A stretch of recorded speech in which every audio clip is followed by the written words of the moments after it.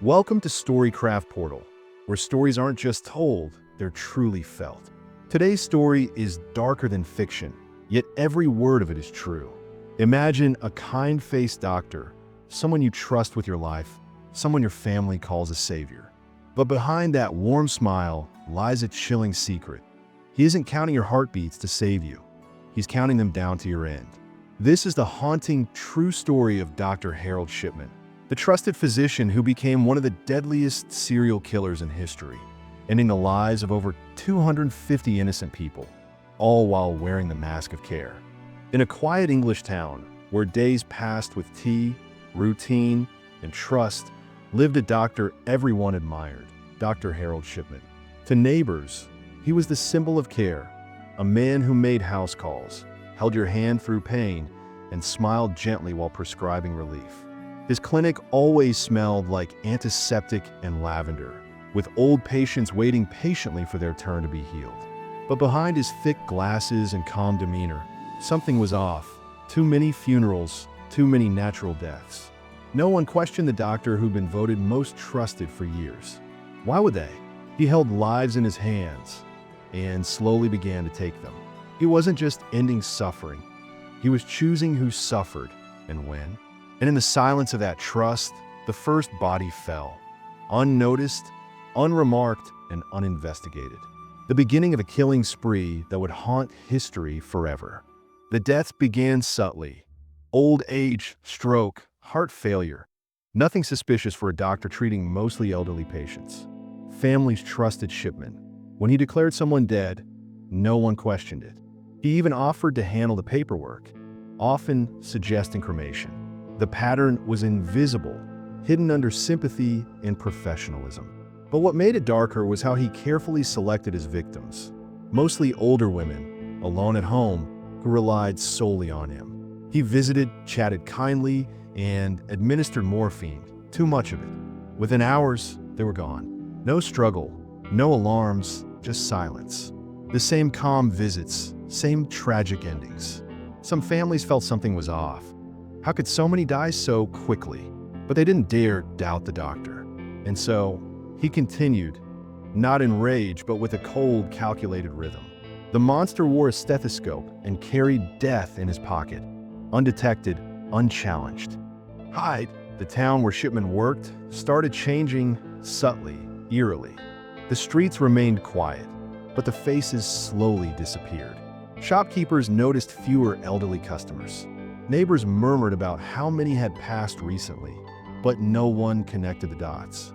The funeral home was busier than ever, yet still, no alarms were raised. Dr. Shipman even attended some funerals, standing quietly in the back, offering condolences. His presence was comforting. No one imagined the grief he helped create.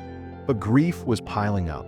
Some families whispered doubts, wondering how someone who was walking and talking yesterday could simply die after a visit. Yet every question drowned in Shipman's authority. He was the doctor. Who were they to argue? Even the police saw no reason to investigate. And so, ghosts multiplied in Hyde, each with a familiar signature, kind words, morphine, and a gentle exit that was never truly peaceful. Shipman was careful, too careful. His records were immaculate, typed neatly, signed, and dated with precision. He always noted visits, symptoms, and doses, but never too much. Everything appeared normal, but slowly, a few sharp eyes began to notice cracks. A receptionist once saw him altering files after a patient died. A nurse questioned why morphine was ordered so frequently, and the local chemist wondered how some prescriptions never returned for refills. Still, no one wanted to believe. Doubt lingered, but fear of being wrong held them back. After all, accusing a doctor, a respected one, was no small thing. But the pattern was growing harder to ignore. It wasn't just coincidence anymore. The deaths followed a trail of falsified notes, overdoses masked as mercy, and medical records that told a twisted story.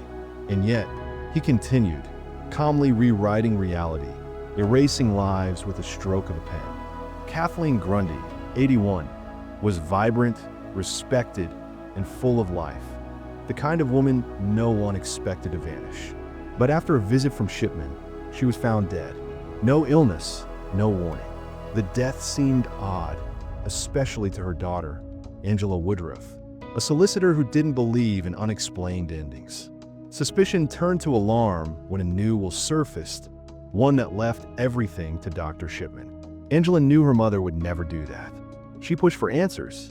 A quiet ripple became a wave as she demanded an autopsy, and Kathleen's body was exhumed.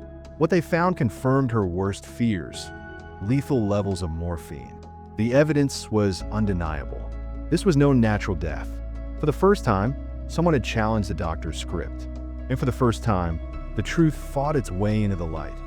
One mother's death would unlock hundreds buried in lies. The moment Kathleen's autopsy results were revealed, authorities could no longer ignore the growing whispers. A full investigation into Dr. Harold Shipman began. Detectives started digging through years of patient records, cross-checking deaths, prescriptions, and timelines. What they found was horrifying: dozens of cases with eerily similar patterns. Sudden death, morphine, falsified notes, and always Shipman at the center. Police visited families, pulled files, and uncovered more forged wills. A spreadsheet was created, charting names, dates, and causes of death. The graph showed a monster's quiet rise. Journalists caught wind, headlines screamed, and the community that once trusted him now trembled. Some still defended him, unable to believe the truth. But evidence doesn't lie. The town of Hyde, wrapped for years in false security, now faced the reality that their doctor, their trusted healer, had been writing death into their lives like it was just part of his job.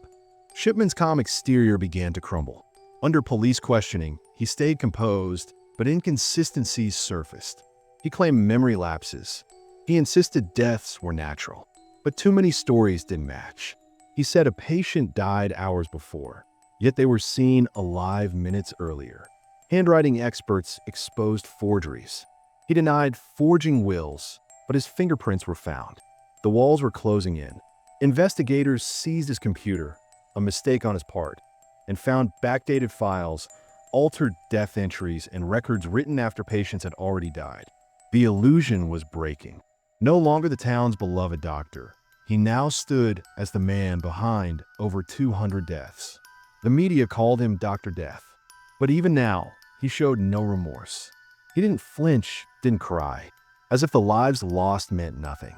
Behind that mask of kindness had always been cold calculation, and now the world was watching it fall. In 1999, Dr. Harold Shipman stood trial, no longer behind a desk, but behind bars. Families filled the courtroom, grieving in silence, hoping for justice. One by one, testimonies were heard. Forensic experts detailed morphine overdoses. Loved ones wept as they spoke of vibrant parents and grandparents, all taken too soon. The prosecution laid out a chilling timeline: visits, deaths, signatures, false records. Every step of Shipman's method exposed. His defense tried to plant doubt, but facts screamed louder. The courtroom wasn't just a place of law.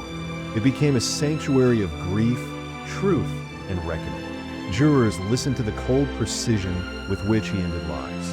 No remorse, no apology, just silence from the man who had played God. With every piece of evidence, the mask slipped further, and the world realized this wasn't mercy, this was murder. And justice was finally beginning to speak. In January 2000, the verdict was delivered. Guilty on 15 counts of murder and 1 count of forgery. The courtroom fell into stunned silence, then quiet sobs of relief. But even as he was sentenced to life imprisonment, Harold Shipman showed no emotion. No plea, no explanation, no remorse. He remained the cold shadow he always was, hiding behind silence.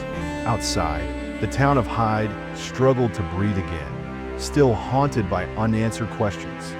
Why? How many more? A public inquiry later estimated the real number of victims to be over 250. He had betrayed not just trust, but humanity. He didn't kill out of rage or desperation. He killed because he could. In prison, he stayed distant, unreadable. His cell became a tomb of truth never spoken. Justice was served in the eyes of law, but for many, closure was still far. The wound he left would never fully heal. For years after his conviction, on January 13, 2004, Harold Shipman was found hanging in his prison cell, dead by suicide. No confession, no final words. He left the world the same way. He stole lives, silently, selfishly. Some felt robbed of answers. Others felt relief. But the damage was done. His name became a symbol of betrayal in the medical world. Reforms followed, stricter checks, better systems, more accountability. The UK reeled from the truth that a single man in a white coat could manipulate trust so deeply.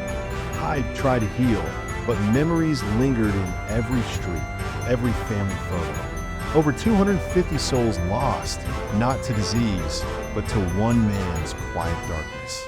Dr. Death was gone, but his shadow remained. A reminder that monsters don't always hide in the dark.